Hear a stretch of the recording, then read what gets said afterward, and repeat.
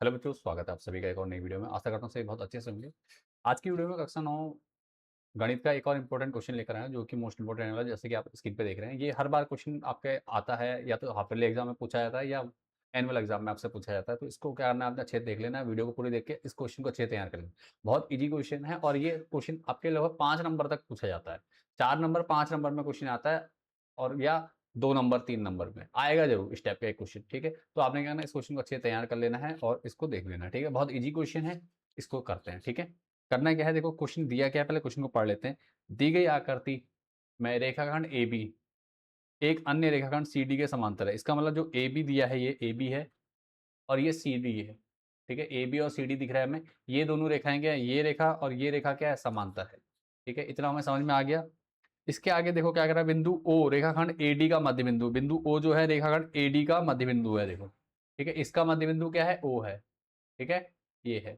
अब आगे क्या कहा जा रहा है, बिंदु है दर्शाइए कि त्रिभुज ए ओ बी, त्रिभुज ए ओ बी मतलब ये त्रिभुज समरूप है किसके, सर्वांग सम है किसके, त्रिभुज डी ओ सी के, इसके।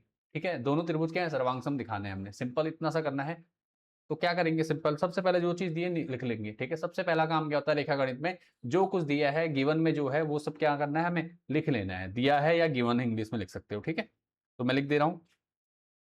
बहुत इजी क्वेश्चन है, इस वीडियो में आपको अच्छे से समझ में आ जाएगा, कोई डाउट या परेशानी नहीं रहेगी आपको। ठीक है, तो क्या करना है, जो कुछ दिया है, क्या दिया गया है बेटा, देखो ए बी और बराबर सी डी दिया है, समांतर दिया है, सॉरी। ठीक है, समांतर दिया गया है, तो लिख देंगे हम सॉल्यूशन पहले, सबसे पहले। तो यहाँ सॉल्यूशन में क्या क्या है, गिवन क्या है, गिवन देखो ए बी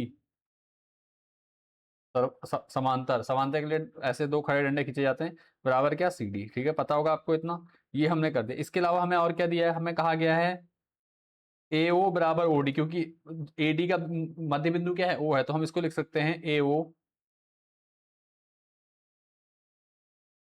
ओ बराबर ओ डी।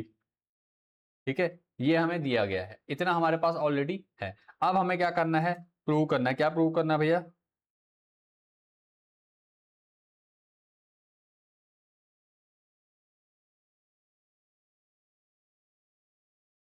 प्रूव दैट, क्या प्रूव करना है, देखो हमें करना है त्रिभुज ए ओ बी। ठीक है, ध्यान रखिएगा, त्रिभुज ए ओ बी। ठीक है, ए ओ बी नीचे वाला त्रिभुज बराबर क्या, सर्वांग सम किसके, त्रिभुज बी ओ डी के। ठीक है, D O B, D O B दिए, हाँ डी ओ सी, डी ओ सी के। ये हमें सिद्ध करना है, इतना हमारा क्लियर हो गया। अब हमें क्या करना है, जब त्रिभुज जिसमें सर्वांग सम करना है इन्हीं त्रिभुजों में लेंगे, तो लिखेंगे उत्पत्ति करेंगे यहाँ। ठीक है, उपपत्ति या सॉल्यूशन जो भी लिख सकते हो आप, उपपत्ति लिखा जाता है। ठीक है, उपपत्ति क्या होगा, त्रिभुज ए ओ बी, ए ओ बी वो त्रिभुज किसमें, डी ओ सी में। ठीक है, डी ओ सी में क्या होगा, देखो ध्यान दीजिए, यहाँ पे हमारा क्या हो रहा है, देखो ये दो समांतर रेखाएं हैं, इनको एक रेखा काट रही है। ठीक है, दो समांतर रेखाओं से एक रेखा जा रही है, इसका मतलब ये कोण और ये कोण क्या, कौन से कोण कहलाएंगे, एकांतर कोण कहलाएंगे बेटा। ठीक है, ये कोण और ये कोण क्या है, एकांतर कोण है। इसी प्रकार ये कोण और ये कोण एकांतर, और एकांतर कोण हमेशा क्या होते हैं, बराबर होते हैं। ठीक है, ध्यान देना हमें, जब दो समांतर रेखाओं को देख लेते हैं, जब दो समांतर रेखाओं को कोई तिर्यक रेखा काटती है, तो ये जो कोण होते हैं, ये क्या कहलाते हैं, एकांतर कोण कहलाते हैं। और ये क्या होता है, हमेशा बराबर होते हैं। ठीक है, ये एकांतर कोण है, इनको क्या कहते हैं, हम बराबर कहते हैं। अलग अलग कलर से मैं दिखा रहा हूँ जिनको, वो एकांतर कोण है आपस में और बराबर होंगे। ठीक है, ये रूल होता है रेखा गणित में। ठीक है, दो समांतर रेखाओं को अगर तिर्यक रेखा काटती है तो ये रूल है। ठीक हो गया, तो बस हमने इसी का प्रयोग करना है। इसका मतलब हमारा कोण सी, इसको आप हटा देते हैं, इसकी जरूरत नहीं है अब। जो ये कोण है, ये किसके बराबर है, कोण बी के, और ये कोण है, किसके बराबर, कोण डी के। बस दो चीजें हो गई, तीन तीन कंडीशन हमें क्या करनी होती है, इक्वल दिखानी होती है सर्वांग दिखाने के लिए। ठीक है, तो सिंपल क्या करेंगे, अब हम त्रिभुज क्या करेंगे,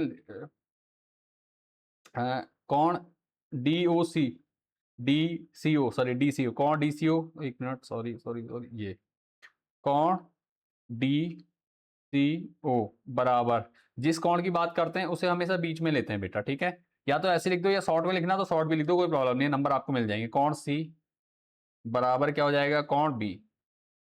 ठीक है, टीचर समझ जाएगा, आपको आता है, कोई प्रॉब्लम नहीं है। ठीक है, इससे कौन सी बराबर कौन बी हो जाएगा। ओके, इसके अलावा देखो कौन डी, अभी बताया, डी बराबर क्या हो जाएगा, कौन डी किसके बराबर, कौन ए के। ठीक है, और ये दोनों है क्या आपका, ये हैं आपके एकांतर कोण। कौन से कोण है, एकांतर कोण, तो मैं लिख दूंगा इनके आगे। ठीक है, इसको थोड़ा आगे करता हूँ, तो यहाँ लिख दूंगा मैं एकांतर कोण।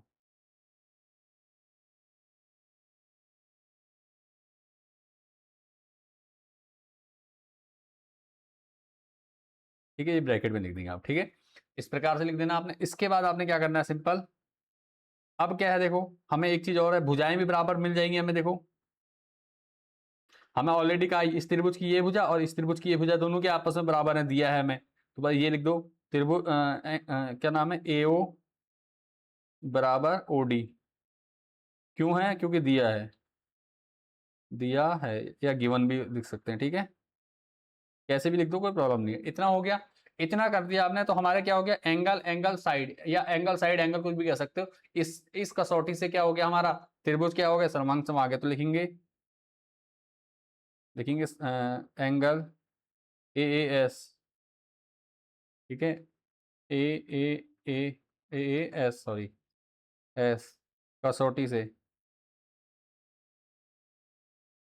हम क्या लिख देंगे सीधे, त्रिभुज ए ओ बी सर्वांग सम त्रिभुज डीओ सी, त्रिभुज डीओ सी। यही हमें सिद्ध करना था, देख लीजिए, यही हमारा क्या राइट आंसर आ गया। ठीक है, तो इसको हमने क्या करेंगे, ब्रैकेट में रख देंगे, ये हमारा हाईलाइट कर देना हमने, और यही क्या हमारा, ये हैंस प्रूव्ड।